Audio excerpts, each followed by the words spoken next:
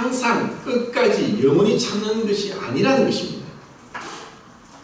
오래 참음은 그 기간이 있다는 것입니다. 그러면 오래 참으심은 하나님의 사랑과 자비의 표현이고, 그리고 그 참으심이 끝나는 것은 하나님의 공의와 거룩하심의 표현입니다. 그래서 하나님의 사랑과 자비, 그리고 하나님의 공의와 거룩하심이 그 만나는 곳에서 우리의 구원이 이루어진다는 것입니다.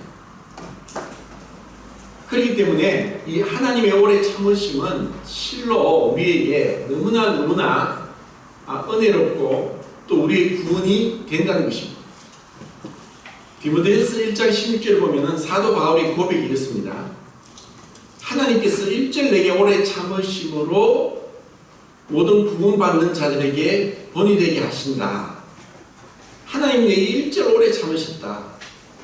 그래서 그 바울이 구원을 받게 되었는데, 바울이 구원받기 전에 행한 일들을 생각해 보면 우리는 그 바울이 구원받기 전에 사울이었죠. 그 사울이 행한 그 죄의 그 심각한, 그리고 그 사울로 인해서 수많은 그리스도인들이 죽었던 것을 생각할 때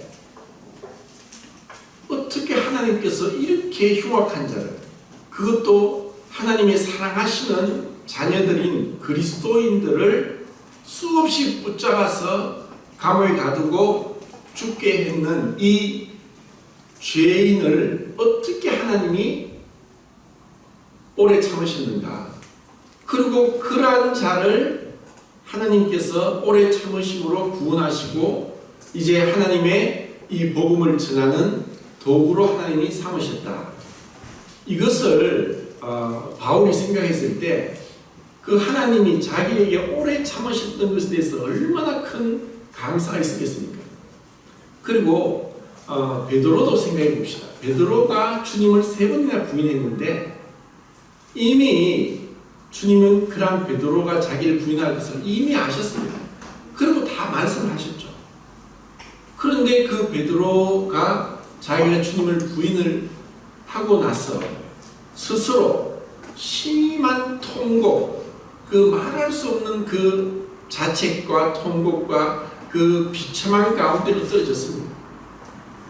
그는 이제 나는 더 이상 예수님의 제자라고도 할 수 없고, 그리고 그 부끄러운 수치를 안고 다시는 그 예수님의 이름을 전하는 사도로도 제자라고도 말할 수 없다라고 스스로 생각했을 때 예수님은 그를 또 찾아오셨습니다.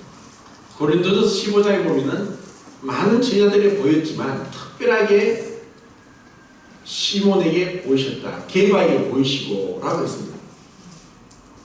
주님이 오래 참으심으로 인해서 이 사울이나 또 베드로가 그렇게 변한 겁니다. 그러면은 주님의 오래 참으심으로 우리의 구원이 된다면은 우리에게도 하나님이 오래 참으심을 요구하시고 오래 참기를 우리에게 원하십니다. 그리고 우리의 오래 참으심을 두 가지로 나눠볼 수 있습니다. 먼저는 이제 긍정적인 의미로 오래 참음과 그리고 부정적인 의미로 오래 참음이 있는데, 긍정적으로 오래 참음은 우리를 연단하시는 것입니다. 우리가 하나님 나라에 들어가기 위해서 많은 환난을 겪어야 되고, 그 환난은 인내를 낳고, 그 인내, 그 오래 참는 가운데 하나님이 우리에게 요구하시는 것은 우리를 연단하시는 겁니다.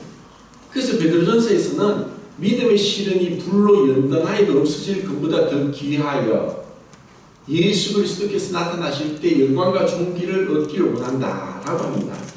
그래서 마치 금에서 순금을 얻기 위해서 금을 불로 재련하면서 불순물을 없애는 같이 우리를 이런 여러 환난 가운데서 어려운 가운데로 몰아넣으면서 우리를 오래 참는 가운데로 이끌어갑니다. 그러면서 우리는 왜 하나님이 환난을 주시냐, 왜 이러한 가운데 우리가 그 고통을 당해야 되느냐? 근데 그것에는 하나님의 분명한 목적이 있습니다. 우리를 그분의 거룩하심에 참여하기 위함이십니다. 그리고 부정적인 의미로 우리가 그 오래 참는 것은 우리의 죄로 인해서 하나님께서 그냥 내버려두지 않고 징계를 받게 합니다. 그래서 그 징계 가운데 들어가면서 우리는 이 인내를 배우는 거죠. 오래 참는 가운데 우리의 죄를 깨닫게 되고 회개하게 되고 다시 주님 앞에 나와서 헌신할 수 있도록. 그래서 하나님은 정말 놀라우시게 여러 모양과 여러 가지 방법으로 우리를 그분이 원하시는 대로 이끌어 가신다는 겁니다. 이러한 그 과정 속에 우리가 있고, 그리고 이런 하나님의 뜻을 우리가 잘 알아볼 때 이 오래 참음은 우리에게 너무나 큰 축복이 된다는 것입니다. 그 갈라디아서 5장에는 그 육체의 일들과 성령의 열매에 대해서 언급하고 있는데,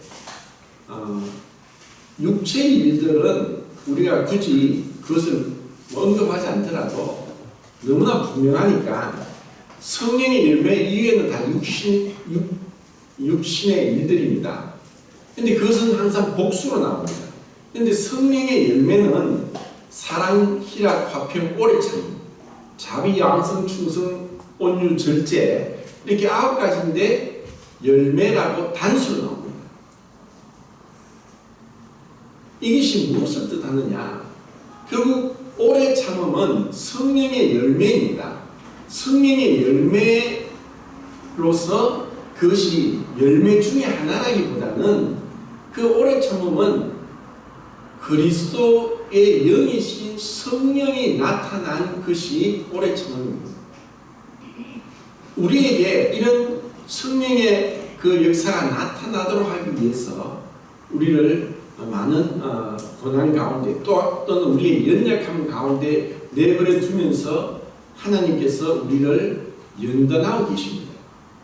지난 수요일날 우리 그 덕현님이 이제 그 말씀 교제할 때 연단에 대해서 교제를 했는데, 그 연단은 우리가 이 문제들 속에, 사람들의 관계 속에, 또 나 자신의 죄성 가운데, 나 자신의 그 연약함 가운데, 나 자신의 고집 가운데서 이것을 하나님이 이 시련 가운데 들어가게 하시고 우리를 고통 가운데 두시면서 연단받게 하십니다. 그 과정에 우리는 주님으로부터 이 오래 참음을 배웁니다. 그리고 이 또 다른 한편으로 우리의 오래 참음은 다른 사람들을 구원하는 데 사용된다는 것입니다. 하나님의 오래 참음으로 우리의 구원이 이루어졌듯이 우리의 오래 참음은 곧 성령의 나타나심이고 성령의 열매이기 때문에 우리 성도가 이 오래 참은 것을 통해서 세상 사람들에게 하나님을 증거한 것입니다. 세상에는 육체의 일들 가운데서 그들은 끊임없는 분쟁, 다툼, 시기, 질투, 투기하는 것이 끊이지 않습니다. 그리고 참지 못합니다. 눈은 눈으로, 이는 이로, 상한 것은 상한 것으로, 배운 것은 배운 것으로 하는 게 이 육신의 그 모습이고 이 세상 사람들의 모습입니다. 그러니까 이 세상에서의 어떤 주제는 복수하는 것이고, 그리고 행한 대로 갚는 것, 그리고 참지 못하고 내 유익을 위해서, 나의 이익을 위해서 투쟁하는 것입니다. 그리고 빼앗는 것입니다. 왜냐하면 내가 뺏지 못하면 내가 빼앗기기 때문에. 그리고 바보같이 그냥 당한다는 것. 세상의 그 원리와 철학에 있어서 오래 참는다는 것은 바보입니다. 너무나 바보스러운 것이고 그렇게 해서 세상을 살 수 없는 것입니다. 그런데 하나님은 우리에게 오래 참으심을 말씀합니다. 그리고 이 오래 참음은 제가 계속 지금 사랑의 실천에서 말씀드린 대로 자기 유익을 구하지 않는 것이고 자기 중심성에서 탈피하는 것이고 그리고 정말 용납하는 것이다. 그 용납이 계속되면 나중에 그 오래 참음이 됩니다. 용납이 안 되고 참을 수 없습니다. 왜 오래 참지 못하느냐? 자기 기준에서 이해하지 않고 용납하지 않기 때문에 오래 참지 못하고 우리 육신의 그 일들, 육신의 그 죄성이 드러나는 것입니다. 그러면은 이것은 세상 사람과 똑같기 때문에 이러한 우리에게 분명히 육체의 소욕이 있고 성령의 소욕이 있어서 이게 서로 다투면서 서로 이 육체의 소욕이 성령을 거스리고 성령의 소욕도 육체를 거스리는데 이 투쟁 가운데서 우리가 육신을 따를 수도 있고 성령을 따를 수도 있습니다. 근데 내가 이 오래 참는 것처럼 하나님께서 오래 참으셨고 나를 구원하셨듯이 이제 주님께서 이것을 명하시고 우리가 오래 참다 보면은 우리 가운데서 이 주님의 영이신 성령의 역사가 있게 되고 이것을 통해서 세상 사람들에게 하나님을 전가하는 것입니다. 이건 참으로 중요합니다. 그럼 오래 참다 보면은 정말 상대방에 대한 존중이 있게 되고 그들을 섬기게 됩니다. 이것이 사랑입니다. 이 사랑이 없이는 구원의 역사가 없습니다. 그러니까 먼저는 우리가 구원받은 성도가 내가 이제 구원을 받았구나. 그것은 순간적으로 어린아이가 태어나는 것과 같고 그리고 그 구원받은 것은 우리로 하여금 하나님 나라에 들어갈 수 있는 자격을 주는 것입니다. 그런데 우리가 지금 배우고 있는 이 사랑, 배려함, 용납함, 오래 참음, 또 존중, 헌신 이것은 다른 사람을 구원하는 데 있어서 이러한 우리의 모습이 나타날 때 그때 하나님께서는 사람들을 주께로 이끌어내십니다. 왜냐하면 우리는 죽은 자를 살릴 수 없습니다. 우리는 눈먼 자를 보게 할 수 없고 우리가 할 수 있는 것은 없습니다. 우리는 다만 그 하나님의 사랑에 감동되어서 그들을 어떻게 주님께 이끌어가야 될 것인가, 이끌 것인가.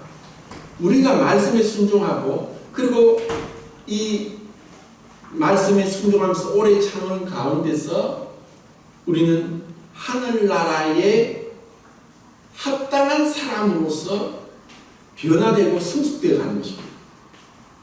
그런데 이 구원을 너무나 축소시켜서 하늘나라에 들어가는 자격을 얻는 것으로 끝나버리는 것은 올바른 복음이 아닙니다.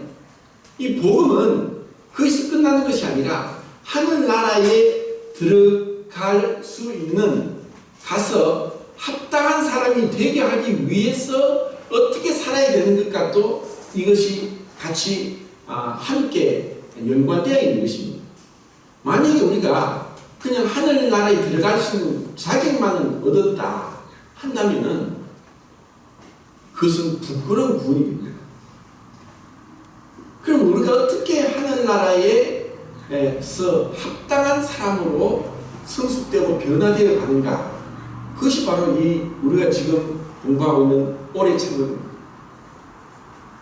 오래 참는 것은 히브리서 12장에 또 보면은 주님께서 죄인들에게 이렇게 참으신 주님을 생각해라. 주님은 하늘 보좌를 버리신 것뿐 아니라 이 땅에 오셔서 30년 동안 정말 전혀 자신의 하나님 되심을 나타내지 않고 율법의 모든 율법을 완전히 순종하신 유일한 분입니다.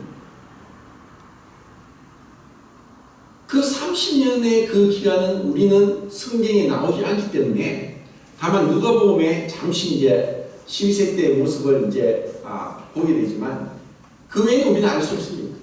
근데 그 기간도 주님께서 얼마나 오래 참으셨습니까?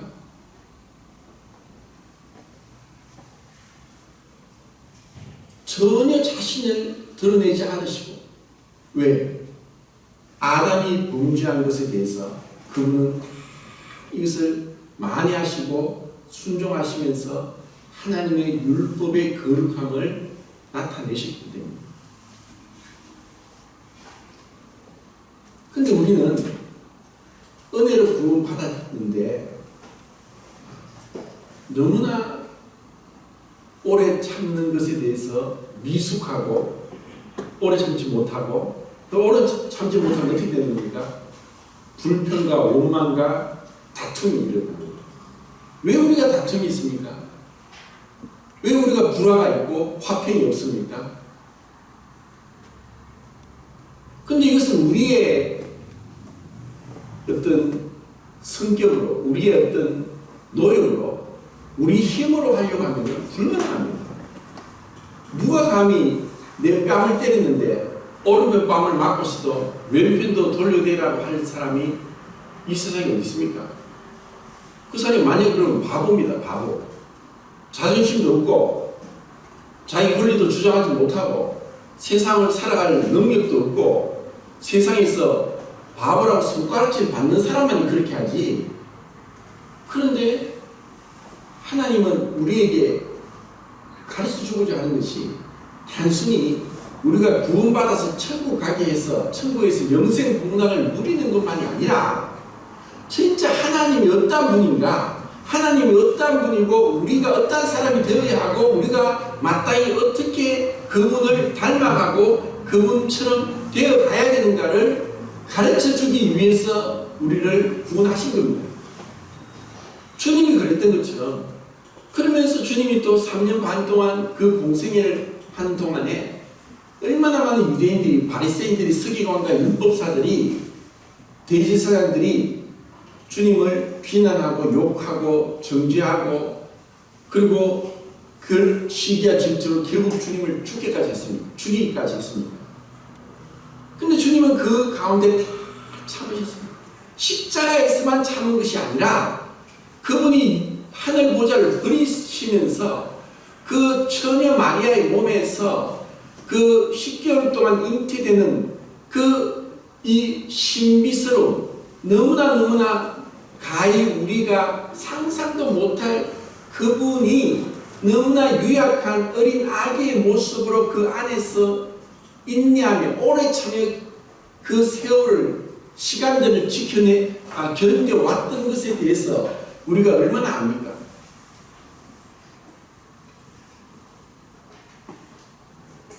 그런데 우리에게 때로는 살면서 많은 일들이 일어납니다.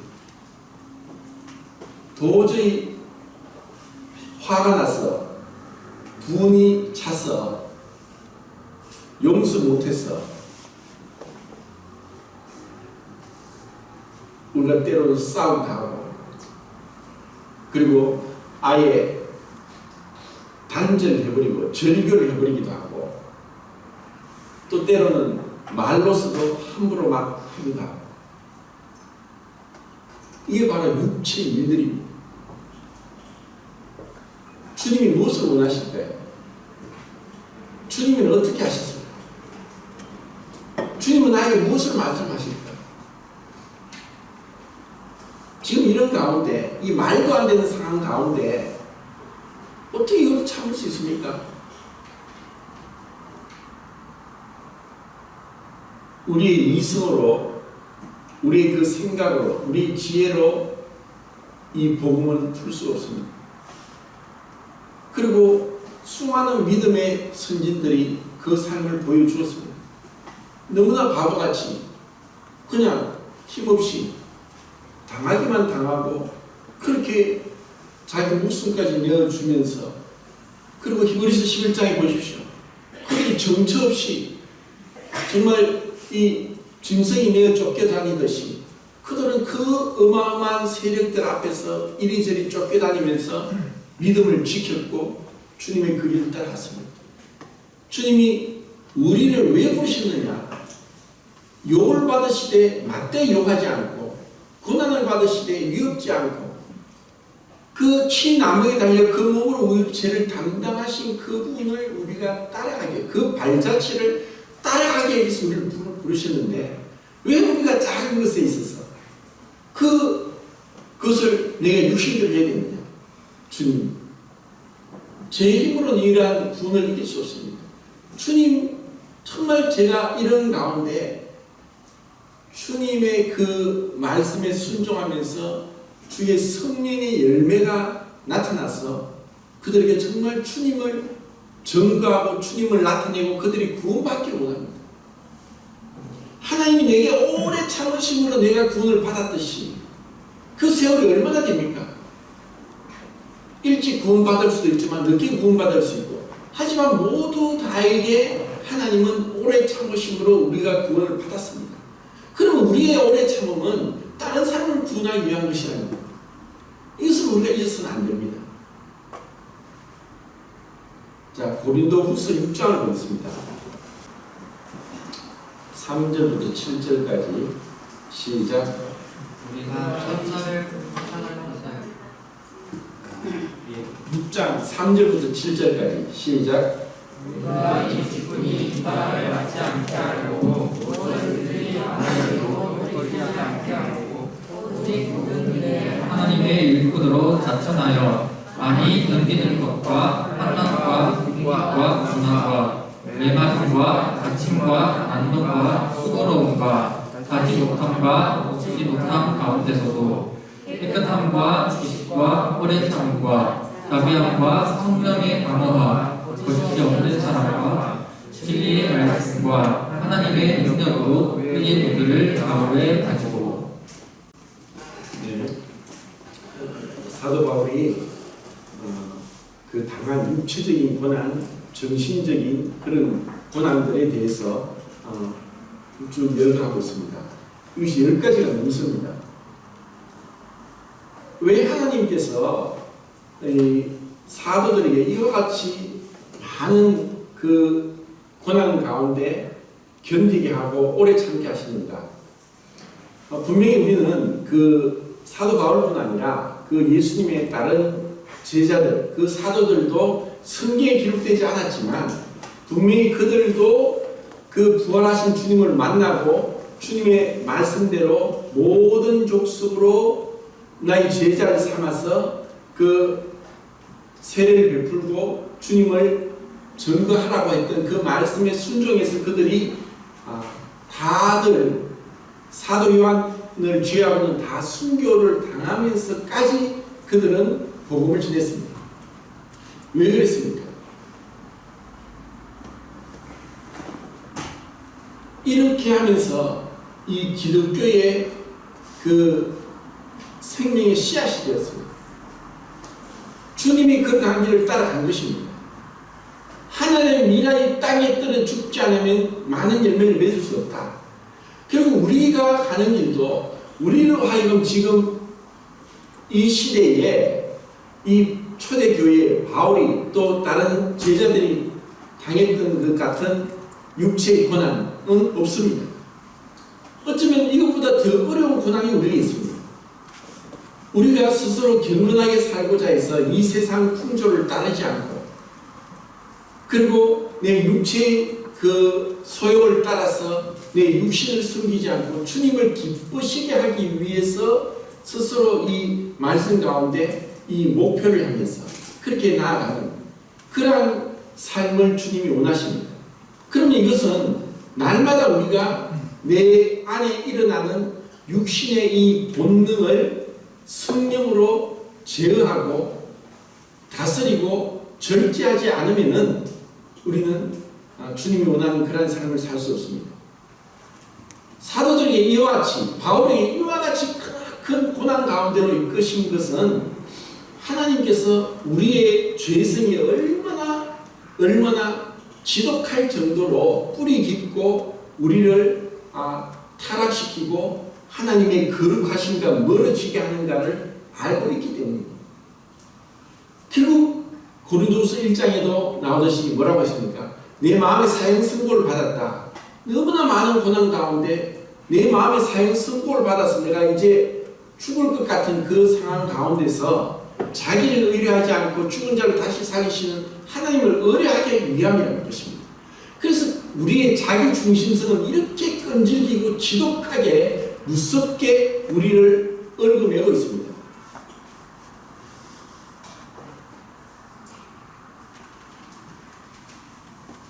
정말 우리에게 주어진 환경, 문제들 그리고 인간관계에서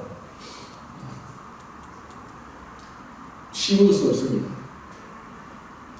또 내 마음에 맞는 것도 없고 어쩌면 이 사랑이 그 오래 참음으로 나타나서 결국 이끌어가는 것이 뭐냐. 자, 에베소서 보겠습니다. 에베소서 지난 시간에 봤는데 에베소서 4장 1절, 2절, 3절을 보겠습니다.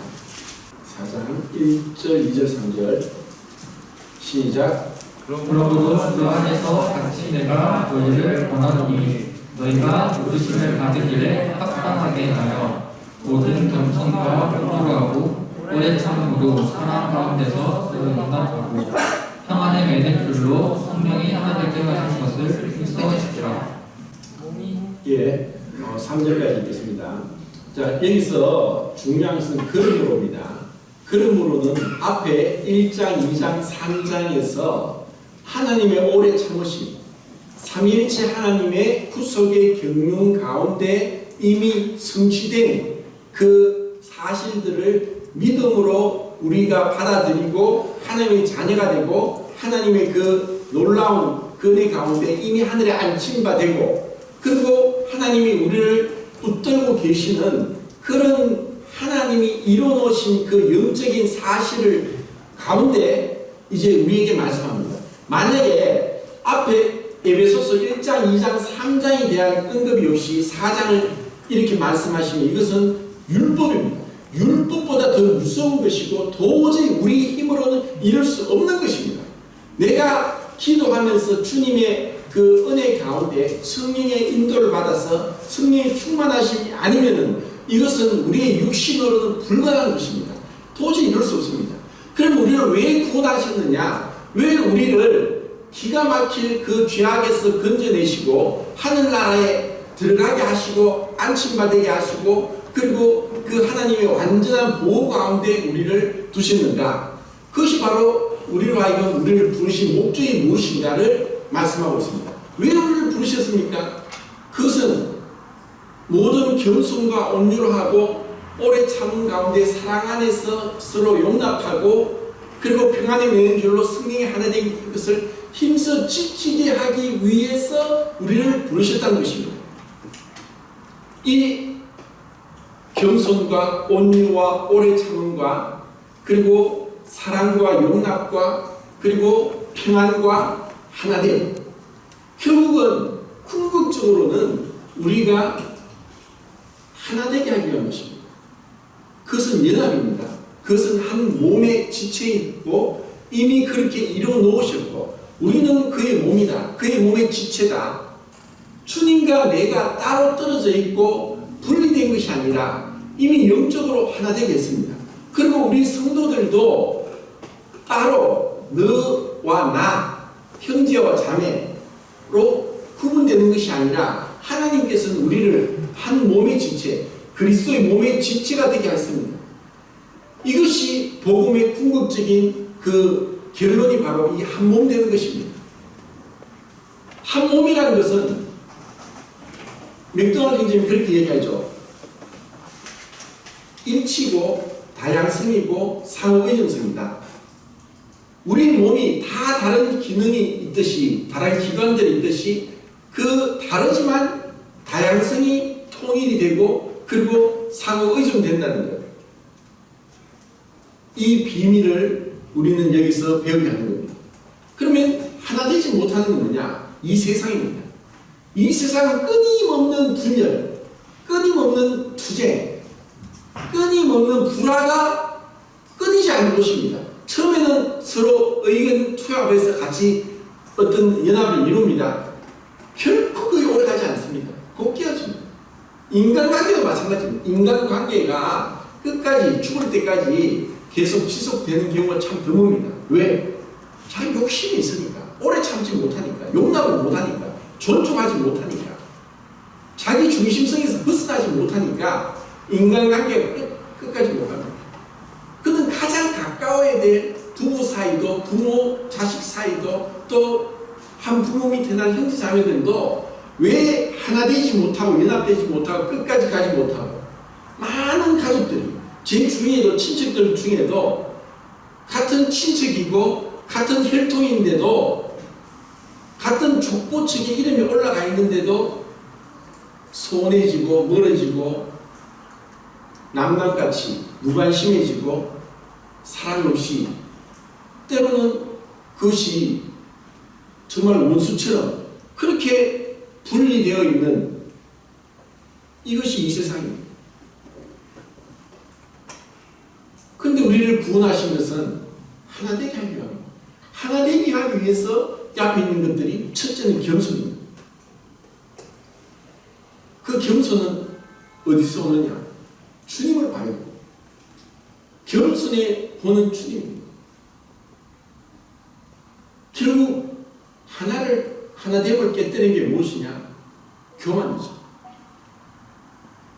우리는 너무너무 쉽게 뱀이 머리를 들고 혀를 날름거리면서 공격을 하려고 하는 것처럼, 이 교만은 우리를 죽을 때까지 따라가는 겁니다. 내가 너보다 낫다 그러면서 함부로 판단합니다. 정말 주님이 은혜가 우리를 감사하면, 지난 시간에도 말씀드렸듯이 바로같이 내가 모든 성도 중에 지극히 작은 자보다 더 작은 자다. 그것이 왜 그렇습니까? 우리처럼 그냥 거짓 겸손, 그리고 사람들에게 보이기 위해서 그런 게 아닙니다. 주님을 바라볼 때, 주님 앞에 나갈 때, 주님의 임재가 우리를 드리울 때, 주님이 우리를 충만케 하실 때, 그때 우리의 죄악을 그때 알게 됩니다. 누가 가장 추악한 자냐? 주님의 거룩하심에 가장 가까이 간 자가 자기가 진짜 죄악된 자라는 걸 아는 겁니다.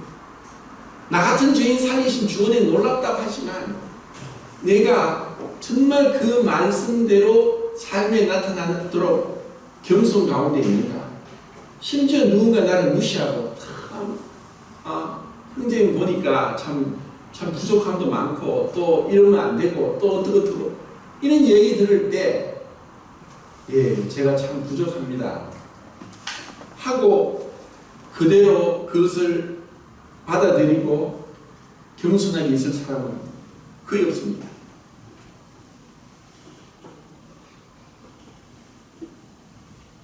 겸손인 우리 마음속의 주님의 모습이고, 이것이 겉으로 드러난 것이 온유입니다.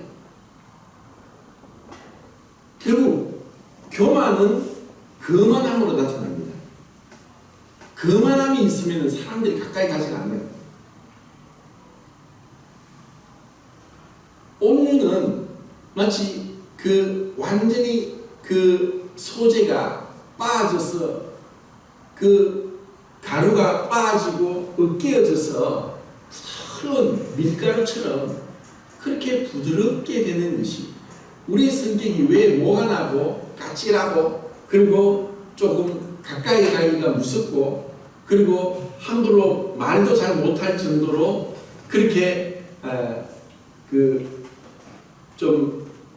불편하냐? 겸손하지 못하기 때문에. 그래서 가장 겸손한 주님 옆에 누구든지 갈 수 있습니다. 누구든지. 왜냐하면 그분은 너무나 겸손하고 온유하니까. 나는 마음이 온유하고 겸손하니 나의 멍에를 배우고 내게서 배우라. 그리하면 너희가 힘을 얻으리라. 우리가 주님을 배울 때 우리는 때로는 정말 흔히 우리가 말하는 꼴통들이 우리를 괴롭히고 힘들게 하고 별의별 사람이 다 있지 않습니까? 정말 상식이 통하지 않고 말도 안 되게 그런 사람들이 많습니다. 그럴 때 주님을 생각해 보십시오. 주님은 그 얼마나 주님을 비아냥거리면서 시험하고 책잡고 주님을 향해서 정말 너무나 저주스러운 말을 얼마나 많이 했습니까? 근데 주님은 온유하심으로 그러한 것에 다 대꾸하지 않았고 분노하지 않았고 주님이 뭔가 자존심이 상해서 마음이 우울해지지도 않았고 주님이 그들을 향해서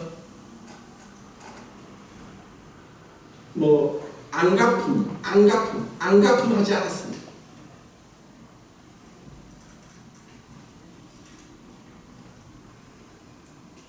정말 오래 참으신 그 주님, 그 주님의 발자취를 우리는 배우는 겁니다.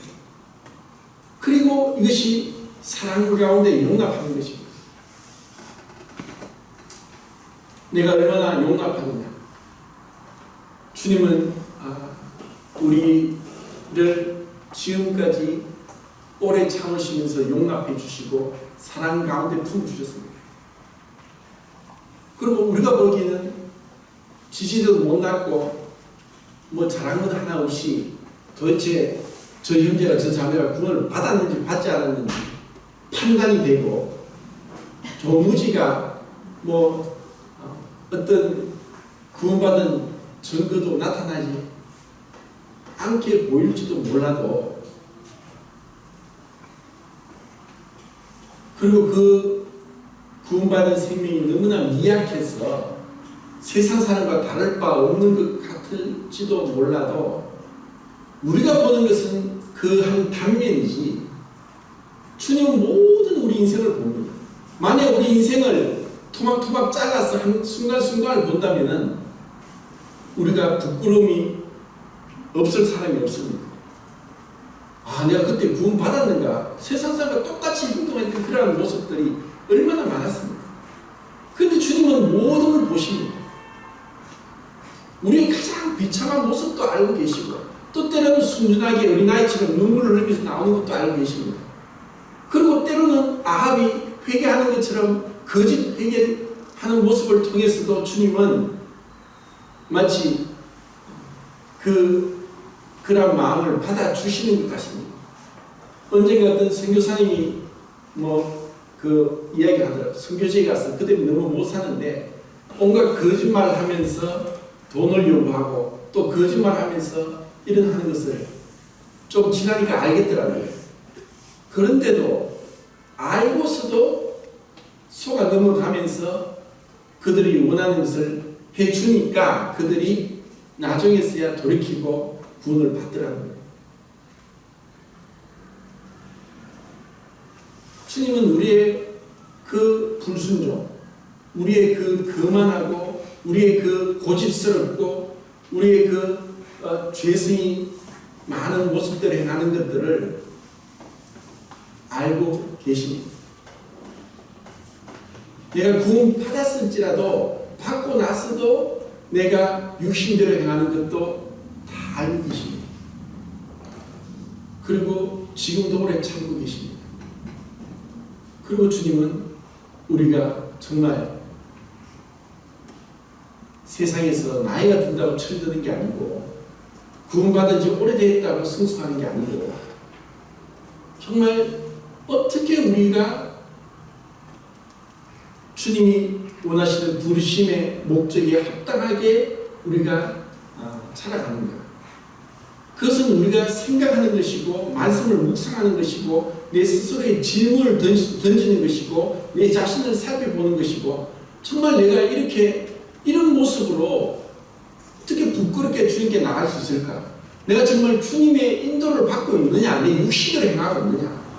내가 정말 육체의 소욕대로 행하면서 말로는 주님이라고 하지만 전혀 주님의 그 발자취를 따르지 않고 있다는 그런 모습에 대해서 통회하고 정말 그것으로 인해서 슬퍼 회개의 깊은 눈물 가운데 들어가면서 주님, 제가 이런 자도 지금까지 참아주신 걸 감사합니다. 이제야 정말 주님, 조금이라도 주님을 따라가기를 원합니다 하는 그런 모습으로 주님께 나오기를 원하는 것입니다. 그리고 정말 그 사랑 가운데 용납하고 평안함으로 승리 하나 된 것을 힘쓰지 기도합니다. 우리는 언제까지 또 지금 한 지역교회에서 한 지체로서 형제자매로서 섬기고 있는데, 만약에 우리 가운데 욕심이 들어오고 자기 생각과 판단과 고집이 들어오고 또 자기 사사로운 욕심을, 그리고 이 땅에 있는 어떤 이익을 원한다면은 그것을 더 추구하다 보면은 우리 순수함을 잃어버리고 주님이 주신 이 한 지체된 이 비밀스러운 연합을 깨뜨리고 우리 소욕대로 분리될 수도 있습니다. 그렇다고 해서 다 여기 있는 것이 다 주님의 뜻이고 그것이 온전하다 그런 뜻이 아니고, 또 분리됐다고 해서 그들이 잘못된 것이 아니라 정말 우리가 내 육신대로 행하지 않고 주님이 왜 나를 여기 불러주셨는가, 왜 나로 하여금 이런저런 형제 자매들과 한 교회에서 섬기게 하셨는가, 그것은 주님이 나를 향해 오래 참으실 것이 그들 향해 오래 참으면서 나를 통해 주님의 영이신 성령의 나타남이 있도록 하기 위한 것입니다. 그리고 우리 가족 가운데서도 아니면 직장 가운데서도 우리는 불화가 있을 수 있고 다툼이 있을 수 있고 의견 대립이 있을 수 있고, 그런 가운데서 주님, 저들에게 어떻게 주님을 나타냅니까? 우리가 이제 가족 캠프를 두고 주님께 영혼들을 인도하는데 우리가 말로서는 초청장을 주고 갑시다, 한번 가봅시다, 그렇게 얘기하는데 우리 말이 먹히지 않는다면 마치 소돔과 고모라 성에서 롯에게 천사가 둘 왔습니다. 지금 빨리 이것을 떠나야 된다. 하나님이 불과 여왕으로 이 성을 심판한다. 롯이 어떻게 했습니까? 두 딸에게, 그의 아내에게, 그리고 두 딸과 주문한 그 사이 될 사람들에게도 우리가 가자, 나가자. 그리고 다른 사람들이 얘기했습니다. 다른 사람들이 뭐라고 얘기했습니까? 농담으로 얘기했습니다. 그럼 뭡니까? 롯이 간정이 완전히 실패한 것입니다. 롯의 말이 먹히지 않고 롯이 구원은 받았지만 의로운 롯이 베드로가 말한 것처럼 의로운 롯이 그 가운데서 그들의 죄악을 인해서 의로운 롯이 마음이 상하고 괴로워하고 정말 그것을 힘들어했습니다. 그런데 그는 그의 의로운 그 심령이 스스로 상했지 다른 사람에게 영향을 미치지 못했습니다. 왜냐? 그는 육체의 소욕을 따랐기 때문에.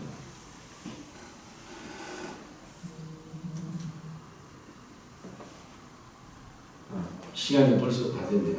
지금 나머지는 다음 시간에 하고, 주님께서 은혜 주셔서 우리가 정말 주님을 본받을 수 있도록, 그리고 오래 참으면서 주님이 나의 삶에 허락하신 것이 이루어지도록 주님 앞에 그렇게 주님의 그 간섭과 주님의 그 충만함이 우리를 감사하기 원합니다.